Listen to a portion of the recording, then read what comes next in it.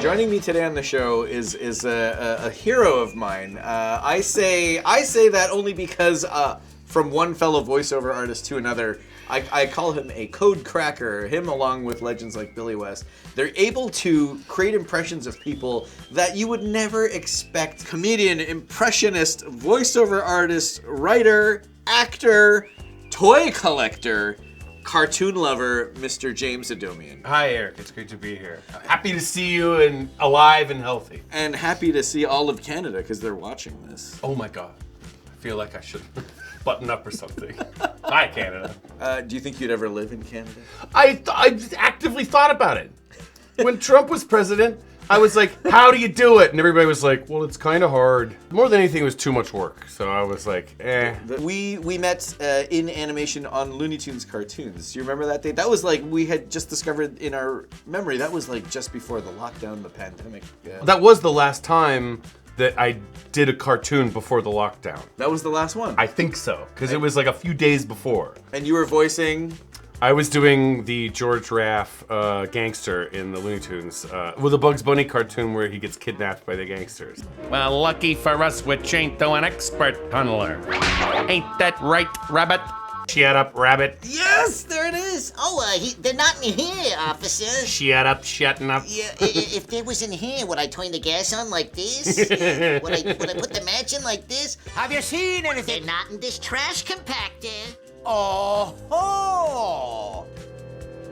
good to know, thank you. That was like my favorite. And I love those two gangsters, Rocky and Muggsy. Right, yep. And Fred Tatasciore was Rocky. He was the, Rocky. I'm He was Muggsy You're and Muggsy, he's Rocky. Rocky, the you know. The big oaf. Yeah, I get Rocky, you moron. Yeah. Okay, boss. Yeah. I love that. Do you find that when you are doing voices and impressions, you do physical things to kind of get you in there? You do too? Yeah, of course. People sometimes people think like, this violates my understanding of vocal science. Where I'm like, yeah, I mean, anytime I'm talking, you're at least smiling or like blinking your eyes or something. Yeah. And if you're playing a character that's falling out of a building and bouncing off of an umbrella, You're gonna do you're I gotta make my chest vibrate in certain ways, you know? Yeah. Alrighty, see, things fall off. That's the best part about voiceover though, right? Is like, no one will ever see how silly, and I feel like when you get someone that has been on camera only for the longest time and then they go into the booth for the first time, their arms are so straight and they don't want to move. Because they don't see a camera? Yeah. The moment they're like, whoa, I should be hamming it up here. Yeah. Yeah, all the physical things. On our show, we tackle so many, of course, every look back show or every show that concentrates on the subject, whether it be movies or toys, it's always nostalgia. I don't know if you noticed, this is actually an intervention show for me. I'm just inviting my friends here one-on-one to tell me that I have issues and that I should stop spending my hard-earned cartoon money on cartoons. Sometimes it takes a TV show to have this kind of intimacy with your friends. It's the best part about Canada. You do have good taste, though. Okay. Ghostbusters, Marvin Martian, and I noticed Rosie from the Jetsons up there. Rosie. Mr. J! Mr. J, let's have a Rosie off. Elroy, get down from there! Okay, dinner in a minute! Yeah. Bling, bling, bling! It's about time I started dinner. After I get to the front door. That's like my favorite character of the HB universe. Is you see all these great animals, and this robot maid. That's the future. Yeah, you got a hell of a collection. Okay, thank you. I get criticized for having toys as an adult too, and I have too many that I can put out places. Okay. They're just sometimes some of them are in boxes. Yes. I have a big Starscream that's Okay. next to my statue of Dionysus. Yes. A statue of Starscream? Yes. Like Generation 1 Starscream. Like, Close to it from the movie with where he's crowned himself. yes, you have that? Yes. I was am the Emperor of the Decepticons. Okay, here's the thing. Chris Latta, the original voice of Starscream and Cobra Commander. Yes, which is the same voice. It's exact same voice. I mean, you could easily, if they ever went so far as doing like a Generation 1, like to a T, you would be the perfect Starscream. Well, my favorite thing about Starscream in a lot of the villains from very obvious sort of like cartoons when we're kids. Not only is he a gay villain, but also you have to write in these like narratives where the Autobots are the good guys, so they're good at cooperating. The Decepticons are not. They have They're a bad team, guys, so they're always fighting with each other. Yes. They're always jealous of one another. I think I should be in charge. Megatron! I am the leader of the future. You couldn't lead androids to a picnic. How can you pretend to lead the Decepticons? People make such a big hay about the fact that Optimus Prime dies. No one mourned properly for Megatron. He also died in that movie. Awful, yeah. Like he Casualties on both sides. was floating in space like a piece of space garbage. A terrible way to go. Yeah. Wait, I still function. Wanna bet?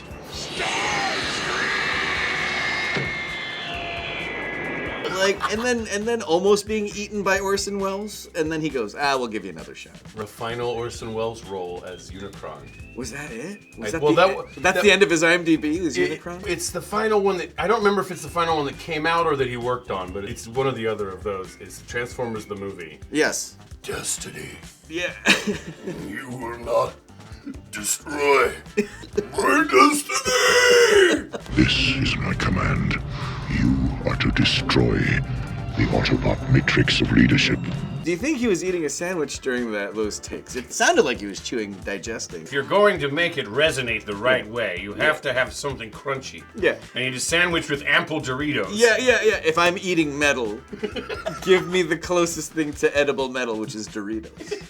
Well, let's take a trip back in time. If we're talking about 80s and you growing up as a kid, we're gonna explore and talk about the relationship that queer coding had in animation. Whether it was present or not, whether it was there for us to discover later as like breadcrumbs, whether it be a suppressed writer that was trying to get stuff in or a cartoonist now. Yes. I mean, Well, I loved a lot of the Disney cartoons and then Transformers, obviously. The thing is, there was things that I loved and voiceover moments from cartoons that I remembered, like great lines and stuff that you'd say with your family and your friends. You know, you'd quote great cartoons, and the villains are always fun to quote. And then later on in my life, I grow up, I come out, I'm gay, and then I'm like, looking back, I didn't forget about Starscream and Kaa the Python in the Jungle Book, and then you go, oh, they were all kind of variations, not 100% of all villains, but a lot of villains from like the 60s through the 80s, even into the 90s, are like they're coded as queer. I found nothing is worse than the feather. Or you could say that they're like presented as gay villains.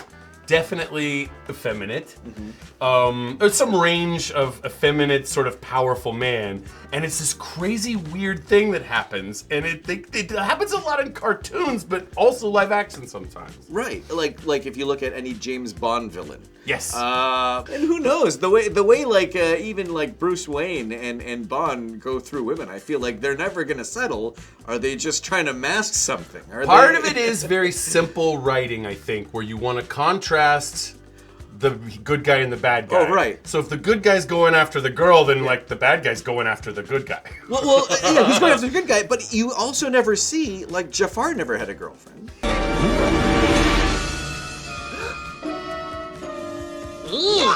Well, Jafar is a very obvious sort of gay villain. I talked about this in my stand-up too sometimes. Like, for the purposes of writing, the character has been gay the whole movie. And then they have to wrap it up, so they're like, well, he's also trying to steal the girl. I have decided to make my final wish. I wish for Princess Jasmine to fall desperately in love with me. So then there's the classic Jafar line where he's like, I seal speechless, define quality in a wife. Yeah. And you're like, oh no, the worst marriage. Man, oh man, he was reading How to Be a Straight Dude. Yeah, like the book on how to be a straight dude. The Sheriff of Nottingham in any Robin Hood depiction up until like now, the Sheriff of Nottingham is always like, Bring me Robin Hood. Yeah. Bring him to me. Have him kneel before me. Just a minute. Robin Hood steals money from my pocket, forcing me to hurt the public. And they love him for it. That's it then. Cancel the kitchen scraps for lepers and orphans. No more merciful beheadings. And call off Christmas. The hero has to be like tough and masculine, so they have to contrast it somehow with like a conniving, perhaps gay villain. Perhaps not like anything different than the hero. I mean, clearly for me, Marvin the Martian was, I mean, he had the tutu, the Roman bottom of the dress to match the helmet, and I was like, that's cool, like never bothered me none, and but I was like, but he's a bad guy. Isn't that wonderful? Now we can blow up the earth. Well, also, in a sort of less sinister way, I guess, there's something funny about having a gay villain that you have to admit, where it's like, well, it is a cartoon. Right. People want to laugh about something, and especially in mid-century, from the 60s on to when we were children, they're like, what's funny? What's funny? Gay guys! Right. Well, yeah. Make him gay, that's hilarious! Yeah. Well, it's not a cartoon.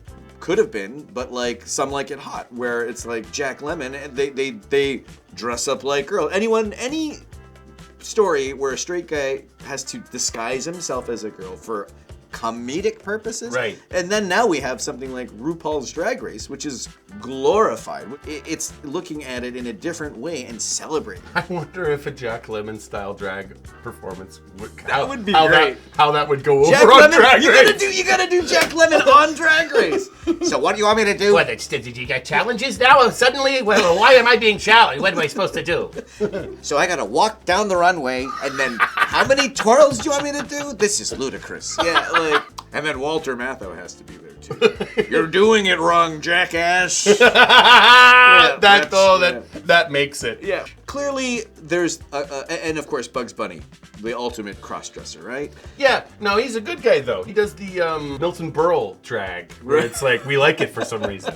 Yeah. It's amazing, and I feel like again he could very well be like a gay rabbit, and he might come out one day, and I would celebrate that open arms and step down and maybe have a gay voiceover artist take over and live in that kind of like universe for a second. You're doing such a good job though. Just keep him ambiguous. I just want the world to I want there to be a sea of Bugs Bunnies. White Bugs Bunnies, black Bugs Bunnies, Asian Bugs Bunnies. An actual rabbit voicing a rabbit? How about that? I hope I don't get canceled once they find out that I'm not a rabbit. It's gonna suck. That's interesting because, there are artifacts of what people thought were wacky, zany, funny entertainment for before the serious movie, or for Saturday morning or whatever, or after school. So they're like these artifacts of like what's funny to grown-ups and or kids that's kind of considered light fare. So, and again, when we're talking about these subjects, cartoons are just first introduced to kids at the most part. So do you think that there were damaging effects that like depicted characters that could have been queer or are queer in a bad light? Sure, it hurts not to have any heroes, and then you have like generations of people. There's certain generations that grow up where there's no role models, and then there's the generations that grow up where there's only negative role models, where all the gay people are like cowardly villains, and it's whether it's a cartoon or even like a movie like The Maltese Falcon. I tell you right out, I'm a man who likes talking to a man who likes to talk.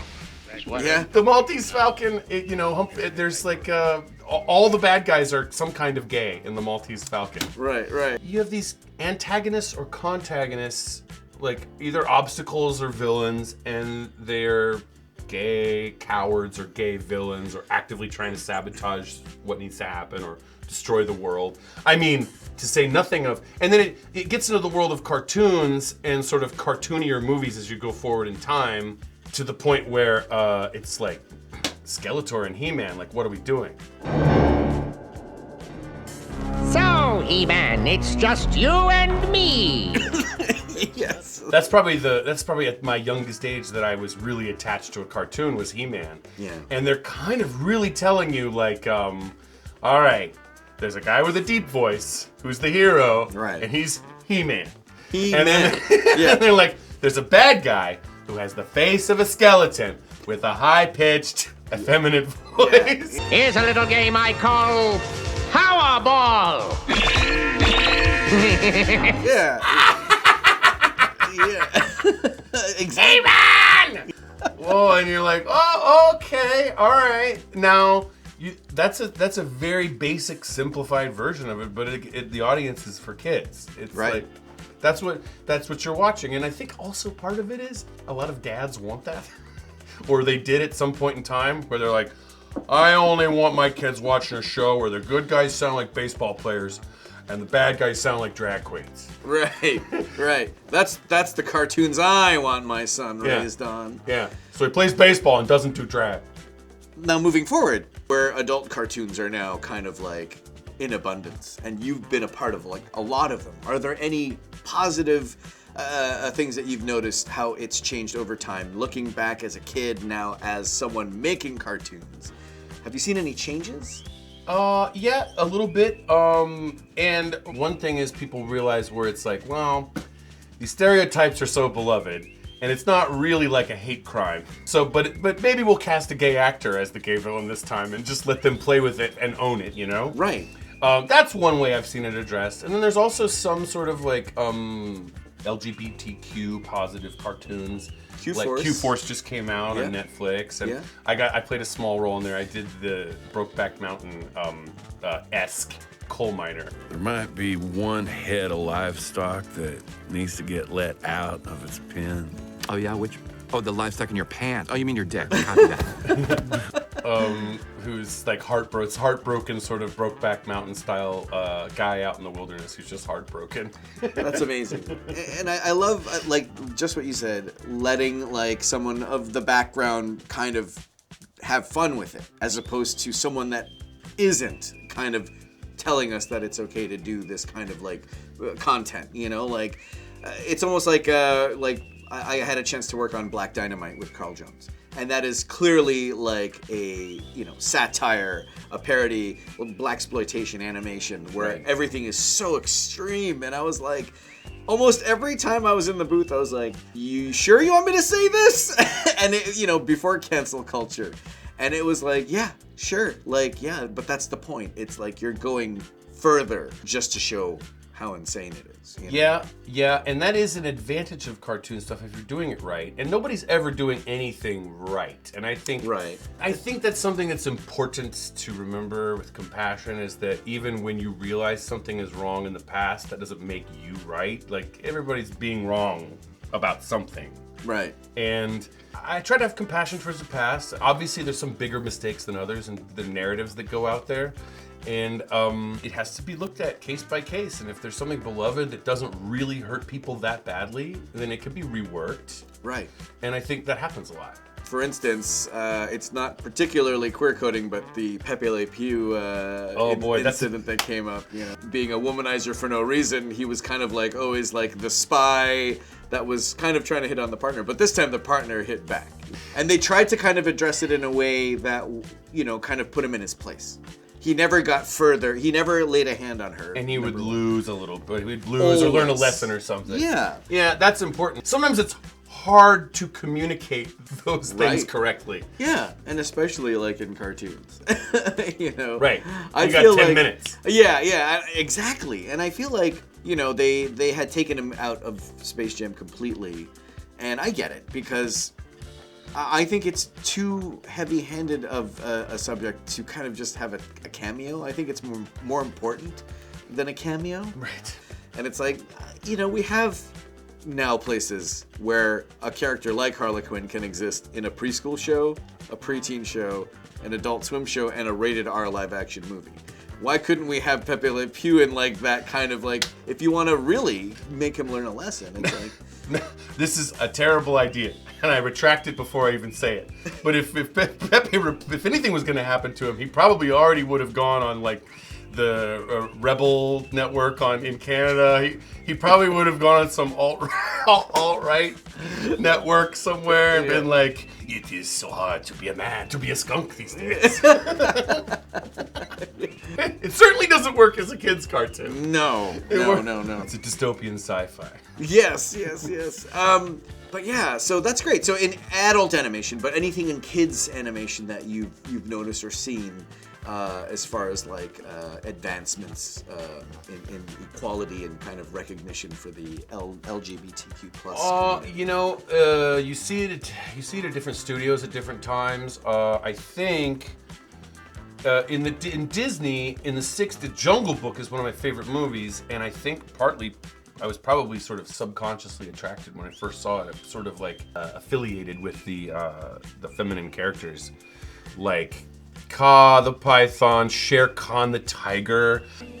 I'd like a word with you, if you don't mind. Shere Khan. What a surprise. Now, Shere Khan is interesting because it's powerful, sort of. Yeah. Tell me, man cub. And like he's gonna slice him apart, but he's also like very dapper. This sort of dapper, feminine, wearing a smoking jacket in the voiceover booth, kind of like Scar, like Jeremy Irons. Exactly. Yeah. Which is in the same world. And the Kaa the python scene is I don't know if it certainly wouldn't be done the same way today. Right. Where he's in the tree trying to hypnotize him. Yes, man cub, please go to sleep. Please go to sleep. And he's like, lure a child into a tree. Look into my eyes. And you're like, oh wow, you got that voice straight off the Match Game panel, didn't you? It was all cobbled together from words from. That's the mean part, is associating gay characters subconsciously or subtextually with sex crimes, basically. Right. Yeah. And and also being a bad guy in general. And then by the time the 80s come, there's like, the Little Mermaid, where there's Ursula, which is arguably a drag queen based, I think, based on divine or maybe a lesbian characterization.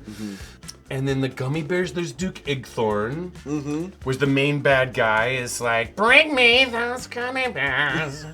I want their juices.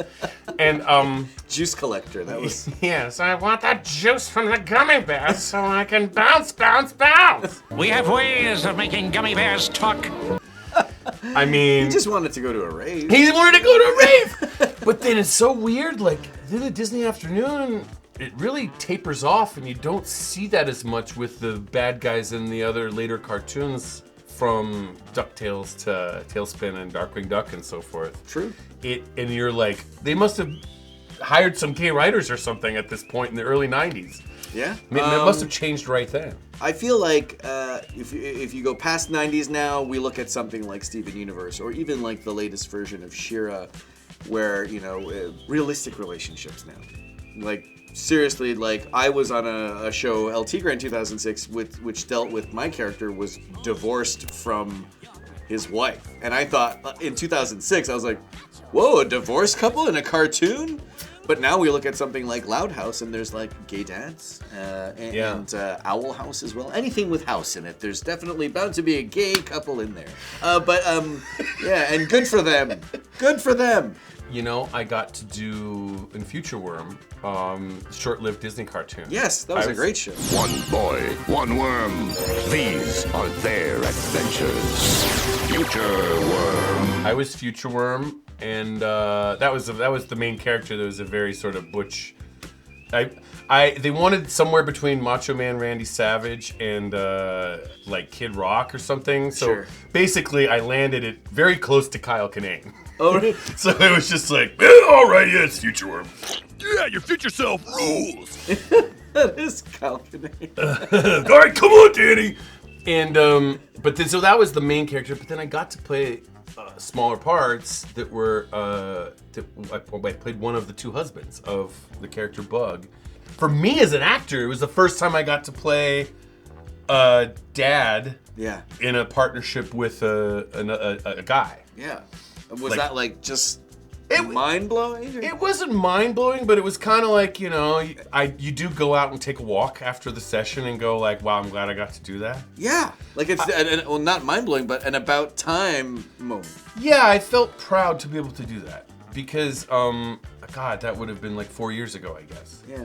And so there's moments like that happen. It seems to be little opportunities here and there for me as an actor where I go, oh, that's nice. Do you feel like there's a connection between like the queer community and cartoons? Sure. I'm not a demographer, so I haven't run the numbers on this.